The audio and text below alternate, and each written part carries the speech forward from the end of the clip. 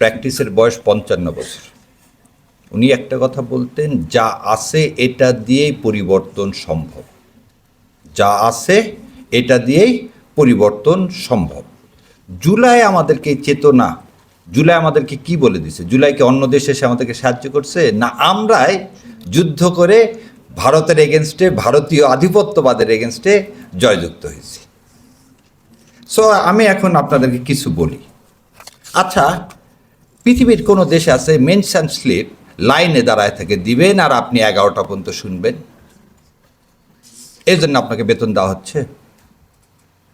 Mention slip ফিক্সিংয়ের জন্য হোক আর যাই হোক, বাইরে একটা বক্স থাকলো, তার মধ্যে আপনি স্লিপটা দিয়ে চলে যাবেন, পরের দিন লিস্টে আসবে, শেষ তো।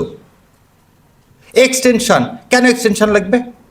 আপনি যখন বেলটা দিচ্ছেন তখন till disposal of the rule দিলে কি মহাভারত অশুদ্ধ হয়ে গেল? 1 মাস পর পর দিছেন। আমার এক মামলায় সেদিন আমি এক জজ সাহেবকে এর জন্য আমার তার সামনে অবশ্যই আমাদের খুব হোক কথা বলা উচিত, কিন্তু মাঝে মাঝে পারি না আমি, আমার এটা বদভ্যাস আছে। আপনি 1 মাস দিয়ে কি চান? অপর পক্ষ তো ভাই ভ্যাকেটিংয়ের জন্য কোনো অ্যাপ্লিকেশন দেয়নি। আপনি যদি রুল অ্যাবসলিউটের যদি রুল পর্যন্ত এক্সটেনশন দিয়ে দেন, তাহলে আর এক্সটেনশন লাগবে? সপ্তাহে 2টা দিন আপনি এক্সটেনশন, সকালবেলা 10:30টায় বসছেন, 1টা পর্যন্ত খালি এক্সটেনশন শুনে নেমে গেছেন। কথা ঠিক না ভুল বললাম? তো এটা করার জন্য কি বিচার বিভাগের টাকা লাগবে এক্সট্রা? কথা হচ্ছে যা যা এখানে আছে সেটা দিয়ে। যেমন আপনাদেরকে একটা বলি, প্রথম আমি এসে দেখলাম কোম্পানি কোর্টে কোম্পানি বেঞ্চ একদম স্লট দিয়ে দিল।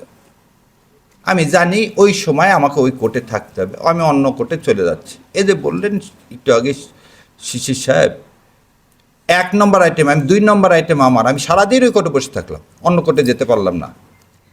এটা কি এটার জন্য কি সরকার কারো দরকার আছে? কারো দরকার আছে না? তাহলে আপনি করতেছেন না কেন? বিচারকের চেয়ারে বসে থেকে বিচারক এই 24-এর পরে কি লাভ হয়েছে সেটা বলে দিচ্ছি। এই 24-এর পরে আমরা দরখাস্ত করতে পারি বিচারকের বিরুদ্ধে, যেটা 24-এর আগে পারিনি। একদম আপনাদের সামনে বলে দিচ্ছি।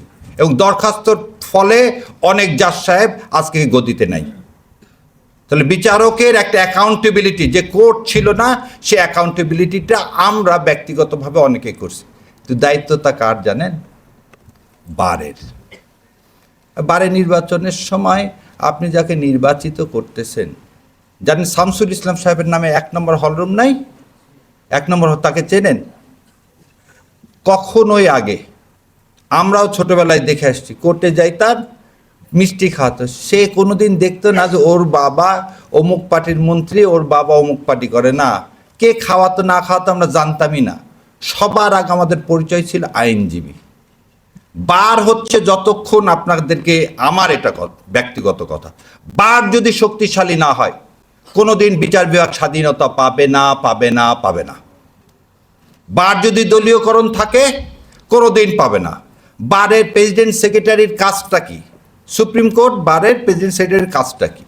কাজটা হচ্ছে এই বারটা ভালো মতো চলে। এই যে আমি 3টা কথা বললাম, আমাদের প্রেসিডেন্ট সাহেব উনিও তো লয়ার, উনিও তো যাচ্ছেন একই কাজে, তো উনিও করতেছেন। তো উনি কি সবাইকে ডেকে এরকম আলোচনা করে কিভাবে বারটাকে ইফেক্টিভ করা যায়, কোর্টটাকে ইফেক্টিভ করা যায়, সেটা করতে পারেন না? পারেন না। সমস্ত সরকারের সময় আইনমন্ত্রী হয় উকিল থেকে, যে ওই চেয়ারে বসে গেলাম আর ওকালতের জীবন আমি ভুলে গেলাম। তাহলে দোষটা কার? আরও শোনেন, স্ট্যাম্প থেকে বছরে কত কালেকশন হয় জানেন? 11,000 কোটি টাকা। স্ট্যাম্প ডিউটি থেকে কালেকশন হয় 11,000 কোটি টাকা। আর আপনার বাজেট কত বললেন? দেন, আপনি মামলা করে দেন। আমার স্ট্যাম্প আমার জুডিশিয়ারির ইন্ডিপেন্ডেন্সের জন্য খরচ করতে হবে। এই টাকা সরকার অন্য খাতে ব্যয় করতে পারবে না। শোনেন, নিজের পরিবর্তন, 71 ভবন, 2 লিফট, কি মারামারি! এখানে জজ সাহেবের এমন এক হয়ে গেল যে আগে প্রথমে ওখানে যেতে পারে তাই মনে হয় প্রধান বিচারপতি হয়ে যাবে। দেখিনি আমরা এইসব দলাদলি? দেখছি না দেখিনি? কিছু লোক গেলে এখনো দেখি চেয়ার থেকে মনে হয় ওনারা লাভ দিয়ে নেমে কি রিলিফ চাই দিয়ে দিব। ঠিক না ভুল? তো এই যে মানসিকতা, এটাকে ওনার বেতনের উপর, ওনার কে বলছে বেতনের চাকরি নিতে? আরে ভাই, আমি একটা গরিব দেশ, আগে জাজ সাহেবরা হতো সব জমিদারের ছেলে পেলে। আপনার যদি না পোষায় আপনি যান না ওখানে, তাহলে আপনি আপনার সততা বিক্রি করে দেবেন? আপনি বলবেন আমার বেতনে আমার হয় না, আমি জজটা আমার ছেলেকে পড়ার জন্য অমুক উকিল সাহেবের কাছ থেকে আমি কিনে নিলাম, ঠিক আছে এই মামলা জিতে দেবো, আমার ছেলেকে বার করায় নিয়ে আসো। অমুক সিন্ডিকেটের কাছে আমি জিম্মি হয়ে গেলাম। এর নাম ইমান, এর নাম ইনসাফ।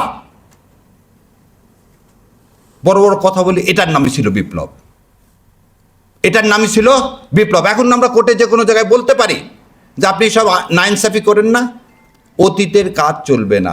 আরও দেখেন, সিন্নাবাবুকে যখন এদেশ থেকে জোর করে তুলে দেওয়া হলো, তিনি করাপ্টেড। আমরা কি সারা দেশ থেকে আইনজীবীরা বের হয়েছিলাম? আমরা তো নিজেরাই দায়ী এই প্রতিষ্ঠানকে শেষ করে দেওয়ার জন্য। যখন ইলেকশন আসে 1 বছরের জন্য, জিজ্ঞাসা করেন আগামী আমাদের জন্য কি করবেন? বলেন জুনিয়র লয়ার যারা আছেন তারা বলেন সিনিয়রদেরকে প্রতি সিনিয়রে 10 জন করে ম্যান্ডেটরি জুনিয়র নিতে হবে, এই বিধান এখানে করেন আপনারা? চান আপনারা? আরে না চাইলে বাচ্চাকে মা দুধ দেয় না। সুতরাং এই যে খালি রাষ্ট্রের উপর দিব তা না, আপনাদের হাতে সেই ক্ষমতাটা ক্ষমতায়ন করেন। যাদেরকে দিলে এইবারে আবার ফিরে আসবে। আমাদের প্রথম পরিচয় লয়ার, আমাদের প্রথম পরিচয় আইনজীবী, কোনো দল না। অ্যাটর্নি জেনারেল অফিস হোক আর আমরা বেঞ্চ হোক আর বেঞ্চের বাইরে হোক, আমরা সবাই প্রথমে আইনজীবী। মারামারি হবে কেন? কেন?